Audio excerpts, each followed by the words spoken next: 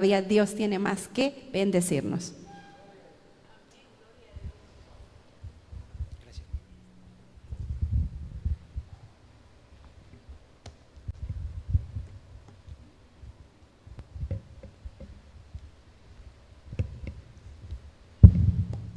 Que el Señor Jesús les bendiga, mis hermanos.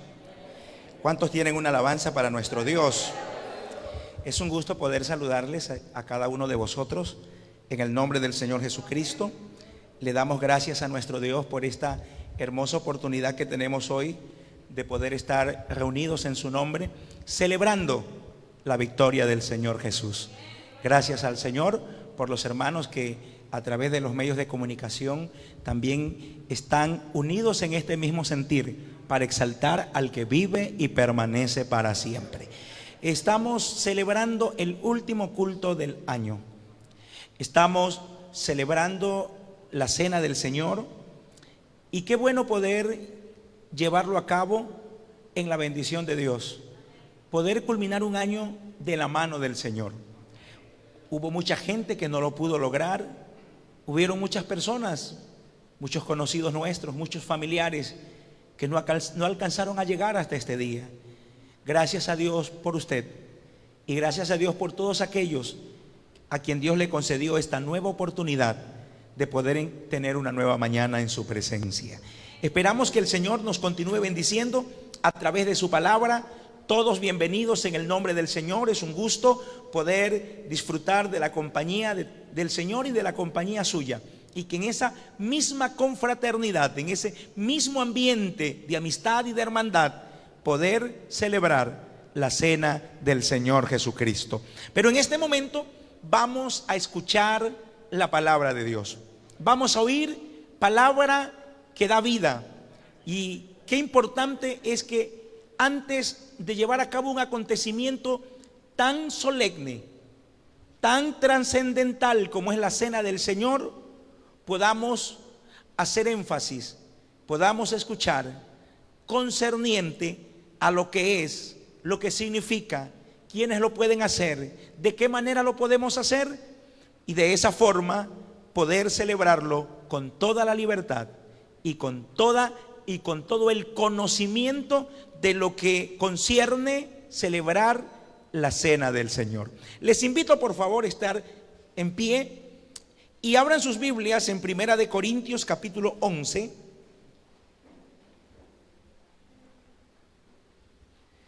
Desde el verso 23 hasta el verso 29.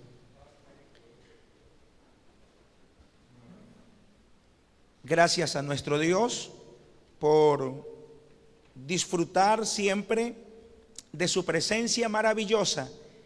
Agradecemos a todas las directivas locales por el trabajo desplegado y a toda la iglesia por unirse junto a cada uno de nosotros en esta hermosa labor, que aún con las dificultades que se presentaron en el camino, nunca nos dimos por vencidos, porque habíamos confiado que más poderoso es el que está con nosotros. Su palabra dice así desde el verso 23 al verso 29. ¿Sí? ¿Estamos ubicados en la cita bíblica? Porque yo recibí del Señor lo que también os he enseñado, que el Señor Jesús, la noche que fue entregado, ¿qué tomó? Tomó pan, y habiendo dado gracias, lo partió y dijo: tomad, comed, esto es mi cuerpo que por vosotros es partido, haced esto en memoria de mí. Asimismo tomó la copa después de haber cenado, diciendo: esta copa es el nuevo pacto en mi sangre.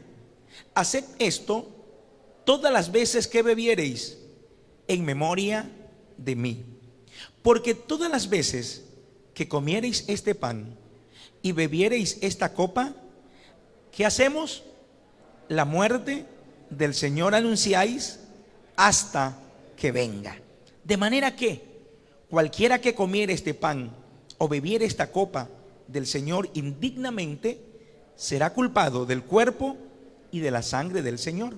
Por tanto, pruébese cada uno a sí mismo y coma así de aquel pan y beba de aquella copa, porque el que come y bebe indignamente juicio come y bebe para sí, sin no discerniendo el cuerpo del Señor. Muy bien, vamos a orar a nuestro Dios, vamos a pedirle que nos hable a través de su palabra, vamos a disponer nuestro corazón para oír palabra de Dios. Señor Jesús, te doy gracias en este instante por darnos el privilegio maravilloso de oír tu palabra.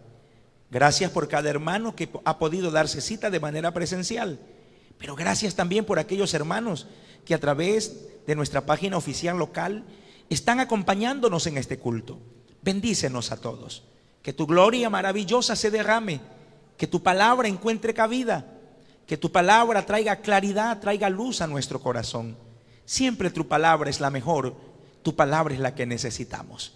En el nombre de Jesús, amén y amén. Gloria al Señor Jesús. De una alabanza para el Señor Jesucristo. Por favor, tomen sus asientos. Gracias le damos a nuestro Dios.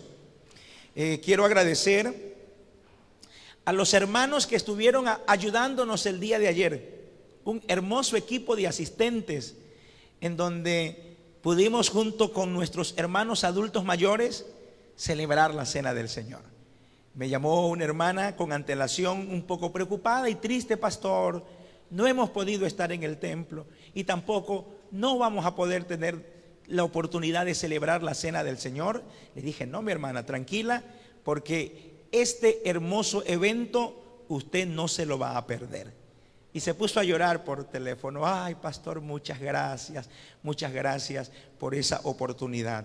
Qué hermoso, hermano, es poder celebrar y poder tener anhelo de esta celebración.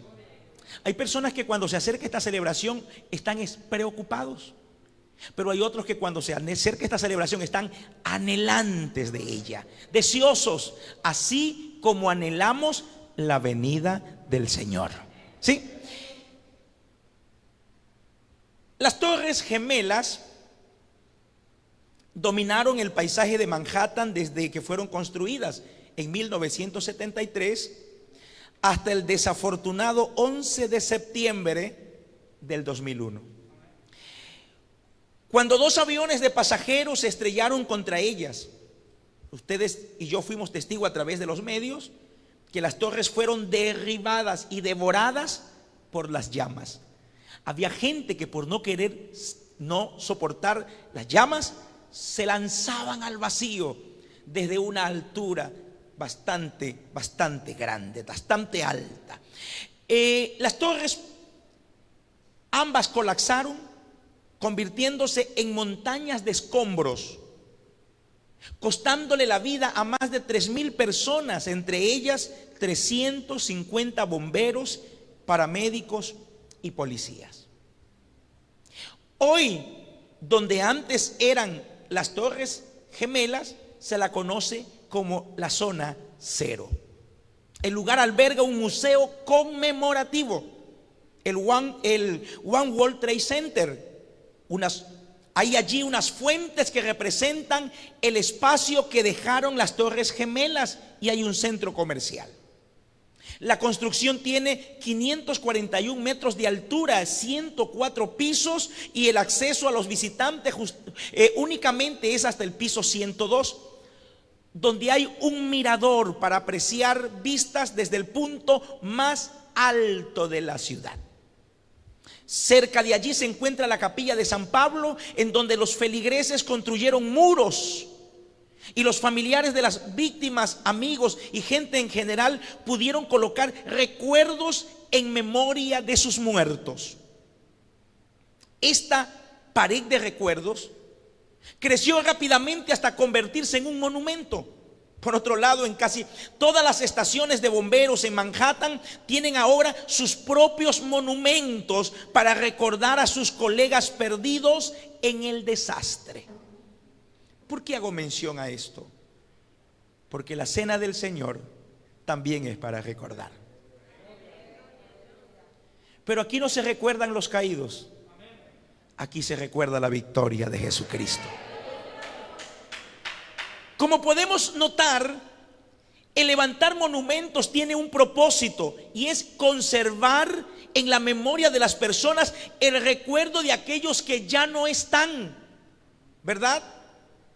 De aquellos que han hecho algo memorable para los demás. Así como en Manhattan descubriremos que casi todos levantamos recordatorios de aquellas personas o eventos que nos resultan importantes, que no queremos olvidar, que deseamos recordar por siempre. Jesús mismo hizo de su muerte el evento más importante para recordar. Le puso más énfasis a su muerte que a su nacimiento. Hoy la gente hace al revés. Más recuerda su nacimiento que su muerte. Más celebran su nacimiento que su muerte. Pero Él le puso más énfasis a su muerte que a su nacimiento, que a sus parábolas, que a sus milagros. Y nos pide que el mundo se puede olvidar de cualquier cosa, pero jamás se olvide de lo que sucedió en la cruz del Calvario. Gracias a ese sacrificio, hoy estamos aquí celebrando esta comunión. Dele ese aplauso al Señor. Aleluya.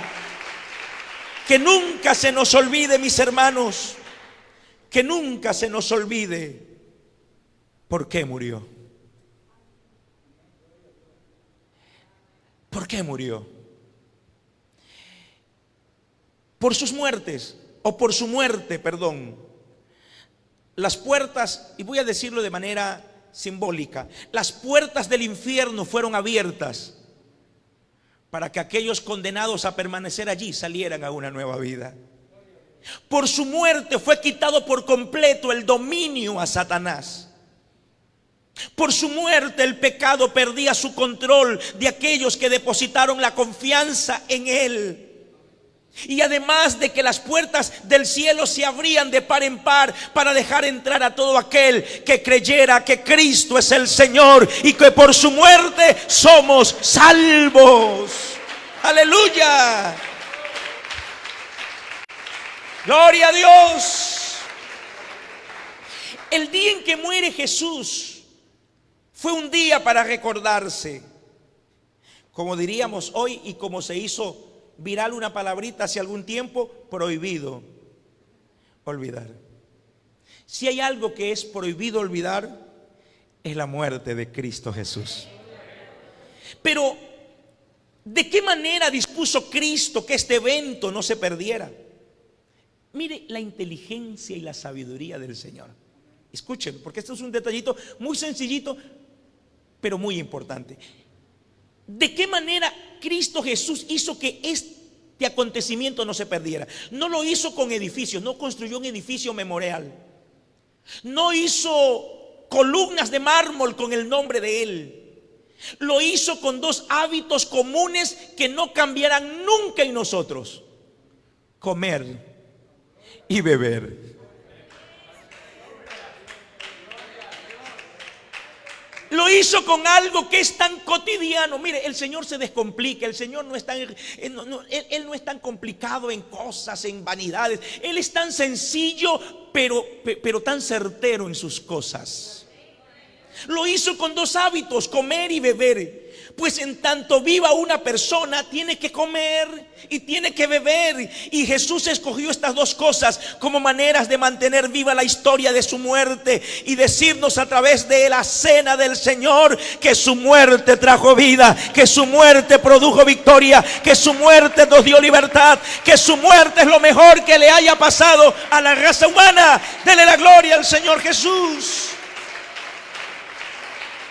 Aleluya. El problema es cuando ignoramos el significado de allí, hermanos, la razón por la cual en esta hora comparto este tema. Porque a algunos se nos ha olvidado su significado. Y pensamos que es una reunión bonita de hermanos social. No, no es una reunión social la cena del Señor. Por eso que ni siquiera usted ve un pavo, una comida gourmet. No, usted ve dos símbolos sencillos. ¿Sí me explico? El Señor quiere que salgamos un poquito de esa situación, de ese pensamiento que lo tenían los hermanos en Corinto. Y por eso dijo: no, indignamente no se debe comer esto. Esto debe hacérselo sabiendo qué es, qué significa, por qué, para qué. ¿Qué lleva inmerso esta celebración? Porque cuando ignoramos el significado y las implicaciones, podemos caer en ritualismos. ¿Sí? A ver, ha llegado la cena y pareciera un ritual, hermano. Esto no es un ritual de cada fin de año. Esto no es una repetición sin sentido. Por eso es pertinente que sepamos qué involucra, qué significa la cena del Señor. Porque mientras usted y yo hoy celebramos el día en que se celebró la cena, cuando fue instaurada, hermanos, era un día de agonía. ¿Sí me explico? Hoy decimos, el domingo es la cena, el domingo es la cena, y nos tratemos el traje y hay que ponernos la ropita bien bonita porque el domingo es la cena, el sábado es la cena. El día de la cena que se instauró no había esa alegría, porque era la última que se iba a celebrar con los discípulos. ¿Sí me estoy explicando? Porque el que la instauró iba a morir. Porque el que los invitó a la cena ese día, hace un rato después, iba a estar de rodillas en Getsemaní diciendo: esto es duro, Padre, esto es duro. Si quieres, pasa de mí esta copa, pero no se haga como yo quiero. Y su sudor caía como gotas de sangre, y que era una tensión tan fuerte. ¿Por qué? Porque el que estaba instaurando esto iba a poner su vida, y esperaba que usted y yo no olvidáramos que él, siendo inocente, ponía su vida por los culpables que éramos nosotros. ¿Qué es entonces la cena del Señor? Un día una mujer decidió cocinar una pieza de jamón con la famosísima receta de la abuela. ¿Ustedes sí han escuchado eso de la receta de la abuela? Mucha gente son famosas. Ahorita en MasterChef, esta es una receta de mi abuela, dice. Sí, poniendo un poquito más de drama, de énfasis. Así como, sí, esto es de mi abuela. Porque siempre nuestras abuelas cocinaban delicioso, todavía riquísimo, dice mi hermana. Nuestras abuelas, oiga, mi abuela cocinaba delicioso. Yo estaba en la universidad, viví un tiempo con mi abuela por motivos de que mi padre era pastor en el oriente. Y yo no comía afuera porque yo quería llegar a la casa de mi abuela. Y mi abuela podría haber 500 visitantes, pero a ella me separaba mi platito para cuando llegue su nietito. Y cuando yo llegaba, me decían unos primos que vivían cerca: ya la comida nos comimos todo. Mi abuela decía: no, mijito, yo le separé su platito. Y yo le decía a los otros: lero, lero. Mi abuela. La receta de la abuela, la famosa receta de la abuela. Y una mujer decidió hacerlo según la receta de la abuela. El secreto, según ella, que sabía la receta de su abuela, consistía en cortar un buen trozo de la pieza y de carne y dejarla fuera sin cocer. Perdón, de jamón. Cortar un pedazo de ella y dejar una parte fuera sin cocer. Ese día una amiga le preguntó: pero ¿por qué haces ese corte tan extraño? ¿Por qué no lo haces todo junto? ¿Por qué tiene que cortarlos? Ella dijo: porque es el secreto de mi abuela. ¿Pero por qué? No lo sé. Solo que así lo hacía mi abuela. Así me enseñó mi madre, y mi madre aprendió de mi abuela. Pero entonces esa pregunta le dejó intrigada y le dice: mamita, ¿por qué es que tú me enseñaste que mi abuela lo hacía así? ¿Por qué es que tú cortas, no pones el jamón completo, sino que lo cortas al final? ¿Por qué? Dice: mija, porque así lo hacía mi mamá, tu abuela. Pero la verdad que no sé. Oye, nunca le pregunté, le voy a preguntar. ¿Ustedes quieren saberlo? Ya le vi con deseo de saberlo. Entonces se unieron las dos para ir donde la abuela. A la abuela. Se pusieron de acuerdo, y cuando llegaron le dice la hija y la nieta: dice, mamita, abuelita, por favor, sácanos de una intriga, de una duda. ¿Por qué es que tú cortas el jamón al final? ¿Por qué no lo no lo haces completo, siempre al final. Nosotros lo hemos hecho siempre así porque esa era la receta tuya, así debimos hacerlo. Pero ¿por qué esa situación tan extraña de cortarlo? Cuando preparas ese sabroso jamón, le cortas la orilla y la dejas una parte sin cocer. ¿Es acaso el secreto de que sea tan rico? Le dice la mamá, la hija. La abuela comienza a reírse y le dice: no es nada de eso, no tiene nada que ver ese corte. Lo que pasa es que mi cacerola es tan pequeña que como no me entra todo, tengo que cortarlo. Tengo que cortar la pieza de jamón, ya que no cabe. Sí he evaluado que a veces hacemos cosas sin saber el significado. Allá quiero llegar, ¿sí me explico? Que lo hacemos porque lo hizo mi abuelo, porque lo hizo mi papá. Cenamos porque los hermanos lo hacen. ¿A dónde va, hermano? A la cena. Yo también puedo ir. Amén, vamos entonces a la cena del Señor. Pero sin ningún conocimiento. ¿Sí me explico, mis hermanos? Sin ningún conocimiento del verdadero y real sentido. Porque esto que celebramos es algo tan extraordinario, tan grande, pero debo saber qué es. ¿Qué es? A veces, hermanos, hay cosas tan básicas en la fe como ¿qué significa la cena del Señor? La celebramos, se la celebra por imitación, se lo hace para no verse mal. Usted sabrá exactamente lo que significa. Y parece ser que la iglesia en Corinto, algunas personas habían perdido y otras no sabían el verdadero significado de esta celebración.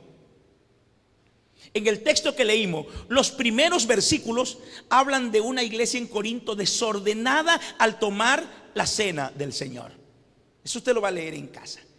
Anteriormente había mencionado que la iglesia en Corinto estaba atravesando una crisis. La iglesia en Corinto vivía una crisis tremenda. Y uno de los muchos problemas que enfrentaba es que en el momento de juntarse para celebrar la cena del Señor, lo hacían desordenadamente. Unos se adelantaban, otros no se adelantaban, unos se hacían grupitos por allá. Los más ricos decían: síganme los buenos por acá. Los de mi estatus, los más pobres decían: vámonos por acá para no ver comer pavo allá, mientras nosotros arroz con huevo frito. Y había ese desorden, y unos por allá y otros por allá. Y el Señor dijo: no, así no es, porque aquí todos somos iguales, todos comemos lo mismo. Y todos lo haremos en la misma manera, porque el papá de todos es el mismo. Aquí nadie tiene padre distinto, ni nadie en la presencia de Dios. Hermano, en la tierra, en la vida, por condiciones cualquiera que sea, tendremos niveles de educación, niveles económicos, pero en la presencia del Señor todos somos iguales. Él nos trata todo con cariño, con amor, porque somos los hijos por quien Él dio su sangre, su vida en la cruz del Calvario. ¡Aleluya! Lo primero que debemos saber es que la celebración de la cena del Señor fue instituida por el Señor. Jesús la estableció. Hay 3 libros en la Biblia, 3 evangelios, Mateo, Marcos y Lucas, que hacen referencia que esto no es una invención humana, no es una invención de cualquier ser. Esto lo estableció el mismo Señor y salió desde su mismo corazón. Jesús estaba en Jerusalén, específicamente en el aposento alto. El aposento alto no es otra cosa sino el siguiente piso de una casa. A veces uno pensaba en el aposento alto como la loma, como la montaña. No, el aposento alto es un lugar, una habitación en la parte alta. Jesús se encontraba en Jerusalén, en el aposento alto, donde junto con sus apóstoles se reunieron para celebrar la Pascua judía. Escuche por favor, porque la Pascua judía tiene cierta similitud a la cena del Señor, aunque no es igual. ¿Qué conmemoraba la Pascua judía? La libertad del pueblo de Israel por mano de Moisés en Egipto. Pero ahora Jesús renueva esa celebración diciéndole a sus seguidores: ahora tengo un nuevo pacto. Ahora vamos a hacer una nueva celebración. Y sus seguidores Comienza el Señor a decirle a sus seguidores que el pan que comparten con Él representa su cuerpo que sería partido por sus pecados. Y que asimismo el fruto de la vid simbolizaba su sangre vertida, derramada como sello de un pacto nuevo entre Dios y la humanidad. Ahora la Pascua judía se transformaba en una celebración que abarcaba no solo a los judíos, porque la Pascua judía era para los judíos. La Pascua fue una institución dada específicamente a un pueblo. ¿Cuál pueblo? Israel. ¿Por qué causa? Por causas y motivos diferentes a lo que lo celebramos nosotros. La cena es para todo el que pertenece a la iglesia o al cuerpo de Cristo. La Pascua es para los judíos. La Pascua se celebra bajo 3 elementos principales: hierbas amargas, panes sin levaduras y el cordero. La cena se celebra bajo 2 elementos principales. ¿Qué cosa? Pan y vino, jugo de la uva. ¿Por qué pan y por qué vino? Bueno, no le pregunto por qué vino, porque yo sé por qué vino. ¿Por qué el jugo de la uva? ¿Por qué el vino? El pan y el vino simbolizan a Cristo entregando su cuerpo y derramando su sangre en un acto de redención y remisión y propiciación.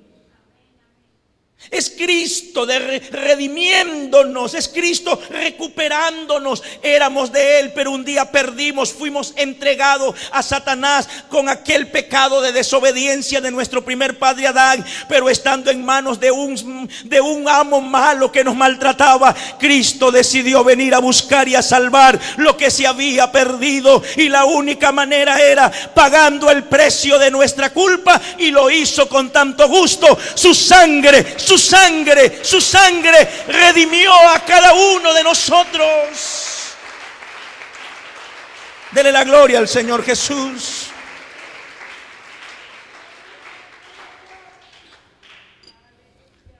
La cena del Señor en cierta medida sigue simbolizando la libertad,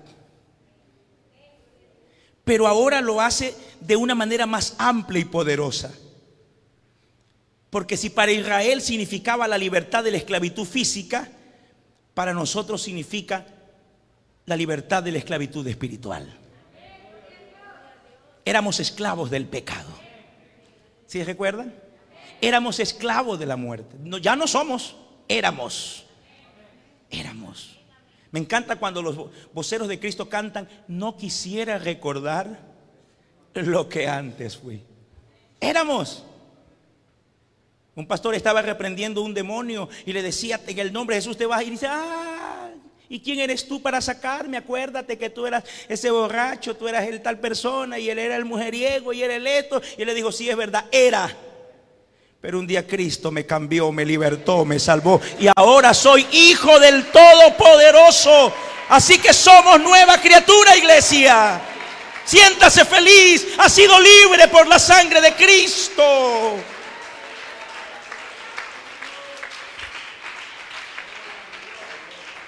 Con su sacrificio las puertas de los cielos se abren para todo aquel que cree en Él. Con su sacrificio Satanás pierde el dominio, y aquel que nacía de una mujer le aplastaba la cabeza a la serpiente. Y también es para todo aquel que deposita su confianza en Jesús, en Jesús nuestro Salvador. Por eso es muy importante resaltar, mi hermano, que la cena del Señor no se la pueden aplicar ciertos términos que no son bíblicos, porque hoy hay unos términos que se le aplican, que el sacramento, que la Eucaristía. En primer lugar, porque por lo que acabo de mencionar, son términos que no se mencionan en la palabra de Dios, pero además porque el significado de dichas denominaciones que mencioné no describen lo que realmente es la cena del Señor. La palabra sacramento literalmente significa juramento de lealtad hecha por un soldado romano. Pero además porque a la luz de la Iglesia Universal, los sacramentos son requisitos para recibir favores especiales de parte de Dios. Y eso tampoco es una verdad que la Biblia enseña, porque todos recibimos favor de Dios, no porque yo haga más, sino por su grande misericordia, por su gracia. Él todo lo da por gracia, no por méritos míos, es por su gracia. Por su gracia. Todo es por amor y gracia. Tampoco podemos llamarle Eucaristía, porque Eucaristía solo significa dando gracias. Pero lo que la cena del Señor significa es un recordatorio de lo que Jesús hizo por nosotros en la cruz del Calvario. Cuando cantaban los hermanos, se llenaba mi corazón de alegría al ver que en sus cánticos se menciona cosas que uno nunca debe olvidar. Oh alma mía, no te olvides ninguno de sus beneficios. Oh alma mía, ama a Jehová. Oh alma mía, alaba a Jehová. ¿Sabe? Nosotros los humanos tendemos a olvidar. Se nos olvida. Sí, se nos olvida. Más cuando prestamos dinero. Se nos olvida. Decimos a la esposa, préstame, mi hija, yo te doy más luego. Y ya llega 1 año, 2 años, 3 años. Y la esposa, ¿y cuándo me pagas? ¿Qué cosa, mija? ¿Tú me hiciste un préstamo? Seguro, no me acuerdo. ¿Y sabe qué le dice David a su alma? Bendice, alma mía, a Jehová. Y bendiga. ¿De qué está compuesto un ser? Espíritu. Eso es un ser. Y dice, y bendiga, porque no hay que Dios hay que bendecirlo solo con el corazón. No, bendícelo con tus manos, bendícelo con tu santidad de tu cuerpo, bendícelo con tu vida espiritual. Y bendiga todo mi ser su santo nombre. Que todo lo que tú eres bendiga el nombre del Señor. Que tu testimonio exalte el nombre del Señor. Que tu vida bendiga la presencia de Dios, su nombre. Y dice David, y no olvides. ¿Cuántos? Ninguno de sus beneficios. Me encanta cuando David comienza a cuestionar a su alma y como que le dice, siéntate ahí que te voy a hablar. Él es quien perdona todas tus iniquidades. Él es el que sana todas tus dolencias. Él es el que rescata del hoyo tu vida. Ese día que tú saliste y estaba el peligro y te iban a quitar la vida y ibas a chocar, pero la mano del Señor te rescató del hoyo y no permitió que llegaras a ese extremo. Es que Él es el que nos ayuda en los momentos de adversidad. Es Él, no te olvides, por favor, iglesia. Es Él el que lo hace todo. Oh, aleluya.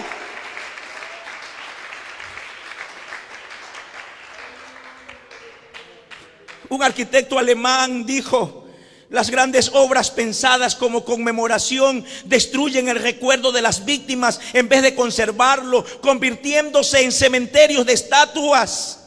Así lo dijo este arquitecto. Y los seres humanos poseemos muy mala memoria. Somos muy dados a dejar que las preocupaciones de la vida diaria, el paso del tiempo, nos hagan olvidar. A veces ya la prosperidad nos hace olvidar. A veces los problemas nos hacen olvidar. Y a veces muchas cosas nos hacen olvidar. Hermanos, no te olvides que Él es el que sacia de bien tu boca,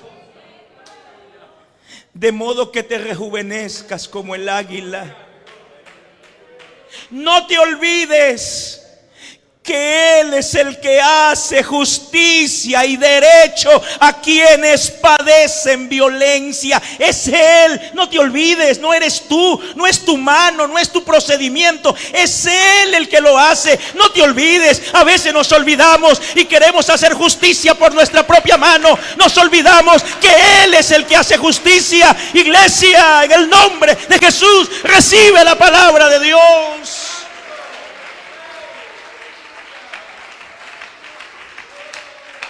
Aleluya. Los seres humanos somos muy dados a olvidar las cosas. Realmente es importante. ¿Y qué debemos recordar? El otro himno, aquí estos signos como que el Señor los ubicó. Debemos recordar cómo iba aquel ser camino al Calvario. Con 1000 azotes. Es una manera poética de decirle, porque realmente fueron 39.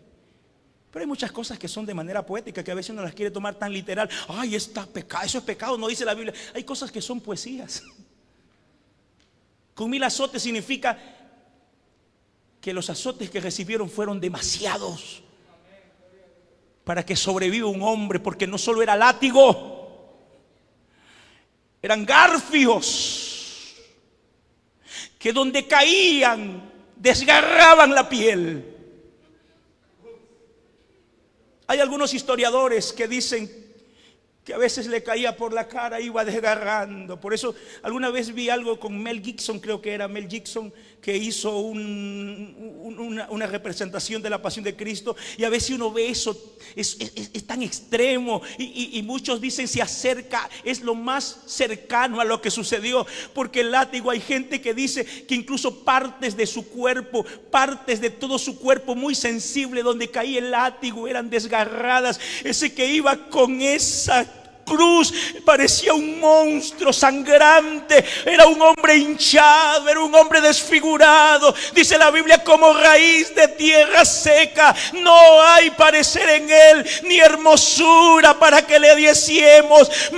Mas él herido fue por nuestras rebeliones, molido por nuestros pecados. El castigo de nuestra paz fue sobre él, y por su llaga, iglesia de Manta, y por su llaga fuimos nosotros curados. No te olvides de eso, por favor.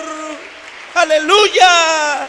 Y pasama caía siti papá paisama casi. Siti pica macasi.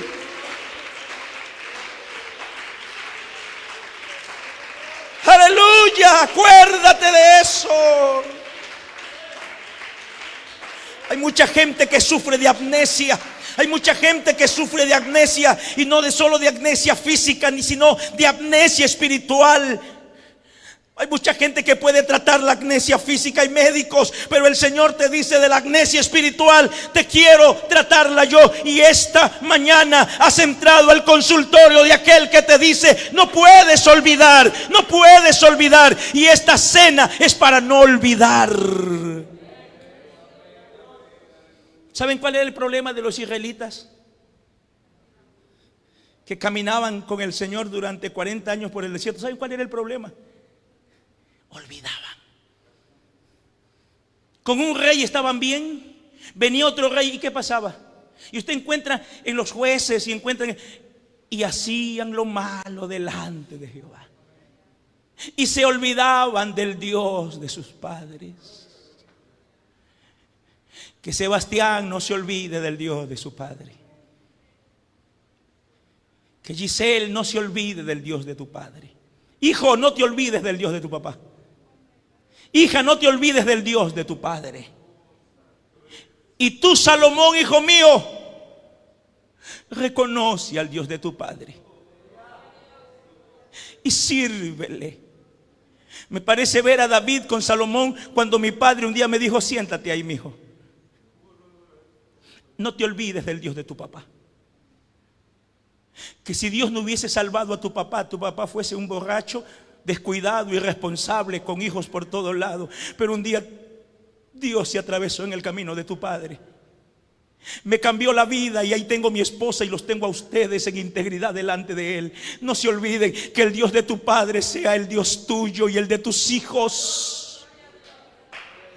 Pero no solo no te olvides, sírvele con corazón perfecto y con ánimo voluntario, porque Él ve cómo le servimos, Él ve cómo le sirves con el corazón, Él ve cuando haces algo, Él mira cuando lo haces rezongando, Él mira cuando lo haces disgustado, pero Él también mira cuando lo haces con felicidad y con alegría, y dice: ese es mi hijo amado, esa es mi hija amada, me sirve con el alma. ¿Por qué? Porque no ha olvidado que todo viene de Dios.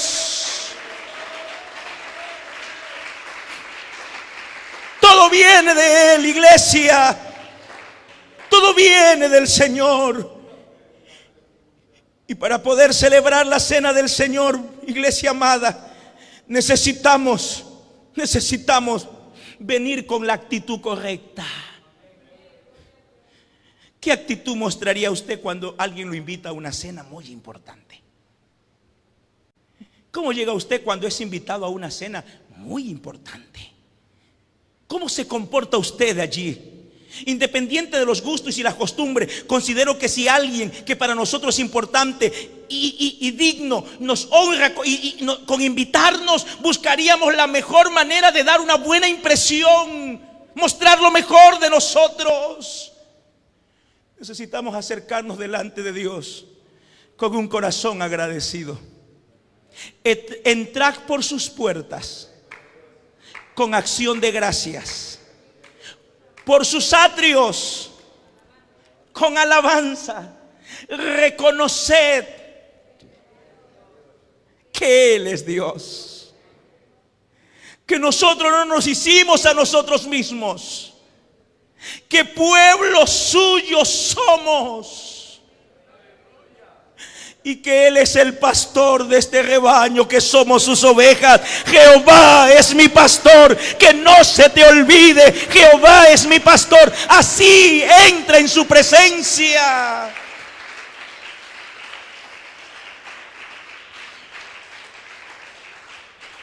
Unos minutitos más, por favor. El que participa de la cena del Señor debe ser creyente.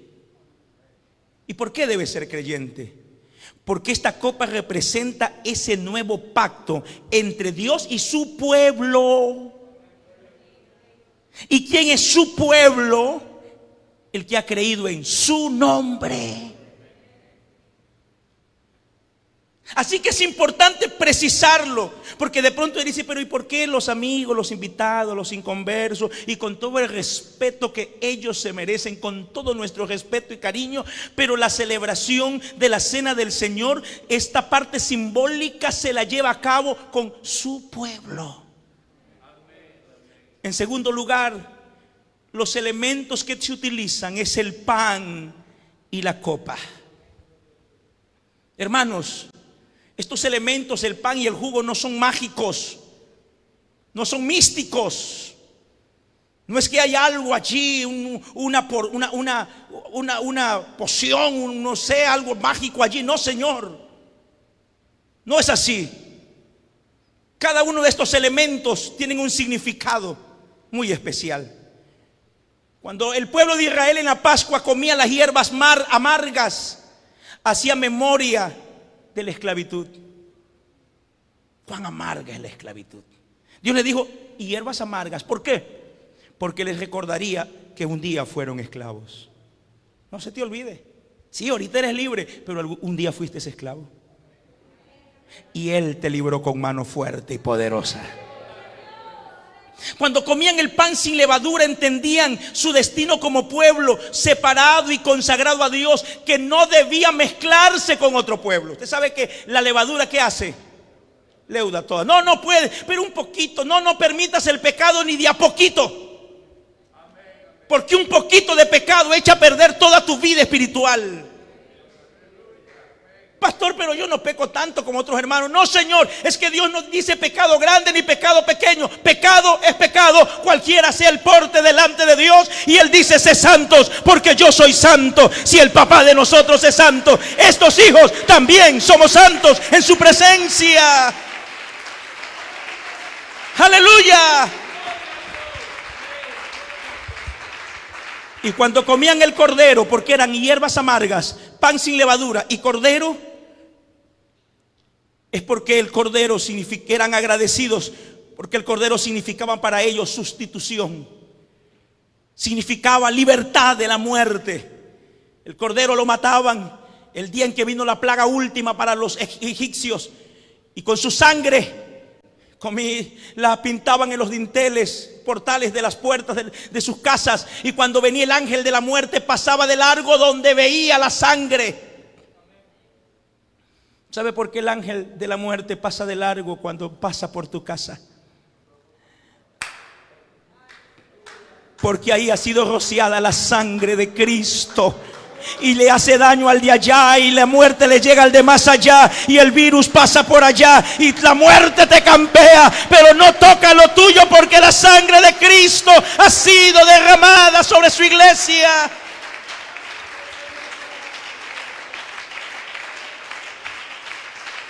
Pero ahora ya no es así como la Pascua judía. El nuevo pacto, llamado la Cena del Señor, esta se celebra con 2 elementos, el pan y el vino. Y cada uno de ellos encierra un significado que nos da unos beneficios que debemos discernir. Dice la Biblia que hay que discernir el cuerpo. ¿Y qué es discernir? ¿Sí?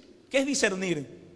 Porque si no disiernes, no, está siendo indigno. Así dice la Biblia: el que no discierne es indigno de tomar el pan y beber la copa.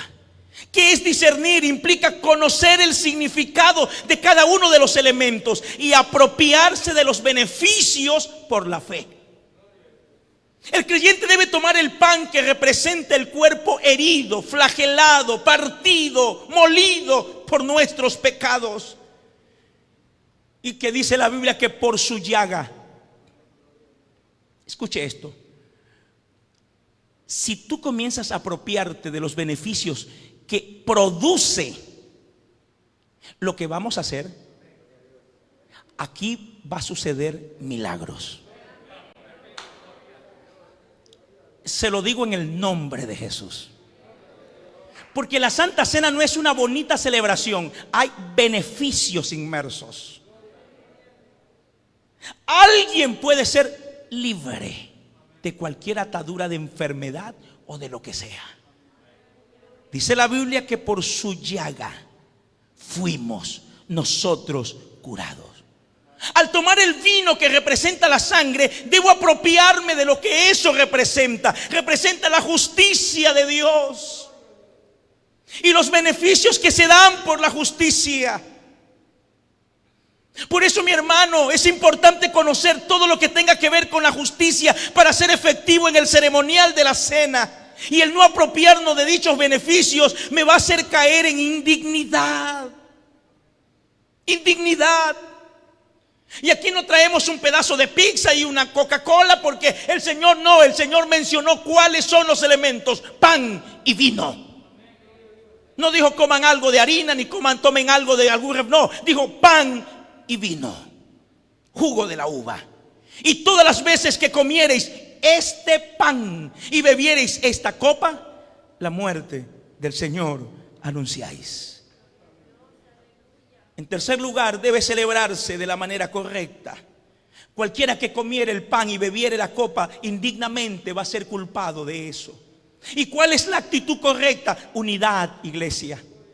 Unidad. Porque la celebración de la cena es comunión.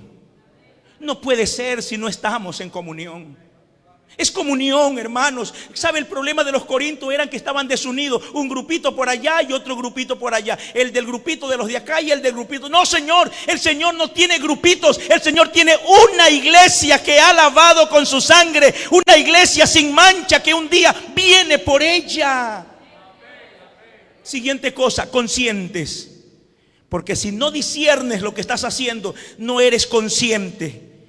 Necesitamos tener bien claro qué es la cena, por qué lo hago, qué representa, qué me recuerda, qué anuncio.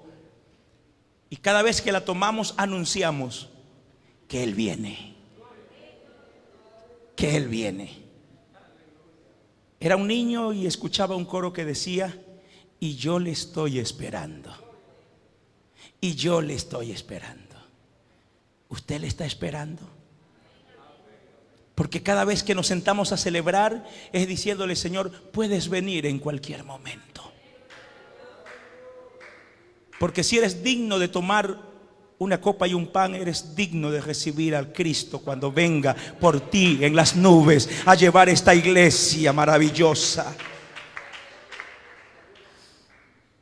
Y quiero terminar diciéndote: como el Cordero Pascual libró a los israelitas del ángel exterminador que traía muerte, pintando los dinteles de la puerta con su sangre, así Jesucristo nos rescató del poder del diablo, de la muerte eterna, con su muerte en la cruz del Calvario y su sangre derramada por nosotros. De ahí que en el nuevo pacto, en el Nuevo Testamento, a Jesús se le llama el Cordero. Ya el pan es el Cordero, ese Cordero es el pan. Yo soy el pan que vino del cielo, pero también Él es el Cordero. Y Juan dijo: he aquí el Cordero de Dios que quita el pecado del mundo. Y el mundo, bajo esa premisa maravillosa de su amor, es libre del pecado por su muerte en la cruz del Calvario. Dele la gloria al Señor Jesucristo. La cena del Señor es algo más que una conmemoración. Yo le invito a estar en pie, por favor. Y yo le invito a interiorizar en su alma, en su vida. Y si usted quiere levantar sus manos y empezar a adorar, quiero decirte algo. Y mientras tú adoras, escúchame, por favor. Es un acto de celebración donde los discípulos de Cristo testificaban por la fe los beneficios adquiridos. Palabra fiel y digna de ser recibida por todos, que Cristo Jesús vino al mundo a salvar a los pecadores, de los cuales yo soy el primero, dijo el apóstol. La cena del Señor es más que una conmemoración de su muerte, es un acto de recordar su triunfo.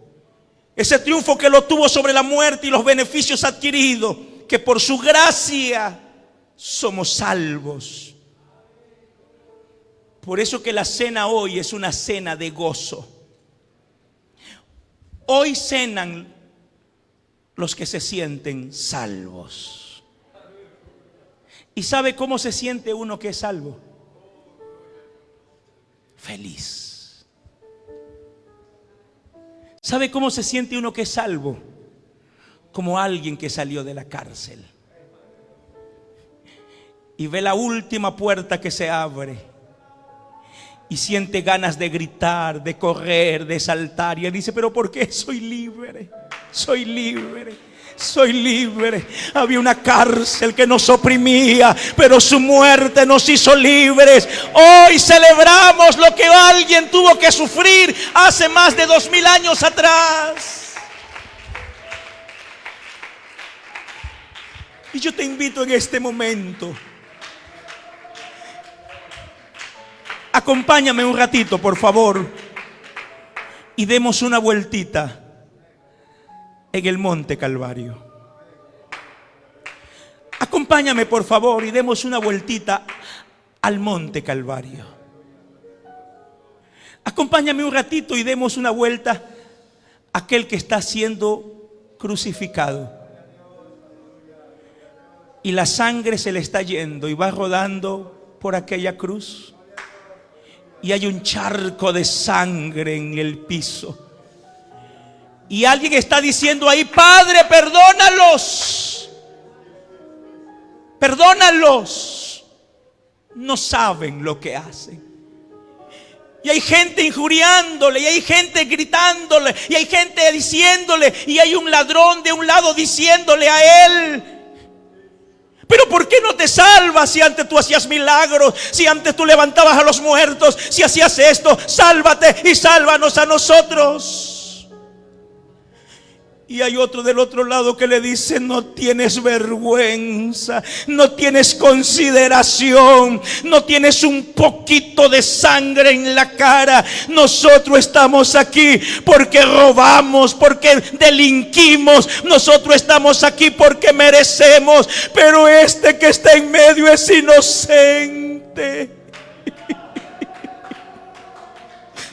Él no hizo nada, Él no tuvo culpa. Él es más limpio, más santo, más nítido, más transparente que los mismos cielos. Él no ha hecho nada. Él está pagando una culpa que Él no cometió. Él está pagando una deuda que Él no consiguió. Él está poniéndose en el lugar de alguien. Y yo no sé si en esta mañana hay algún agradecido que le dice: gracias, gracias, gracias, Jesús. Yo debía morir, yo debía estar allá, pero te pusiste en mi lugar. Adórale, adórale. Adórale con todo tu ser. Adórale con toda tu alma. Yo te invito a recordar un momento mientras escuchas esta alabanza. Y mientras los hermanos encargados de la celebración de ayudarnos pasan, por favor, y se ubican al frente. Usted adórele, por favor, adórele en el nombre de Jesús. Adórele. Almas vil pecador, Adórele mientras escuchamos esta alabanza. A Jesús En sus triunfos mi gloria será. Adórele. y algún día en vez de una cruz mi corona Jesús. Adórele, adórele, adórele con todo su corazón. Y aunque el mundo Adórele con todas sus fuerzas. desprecie a Cristo Jesús, para mí tiene suma atracción. El pecado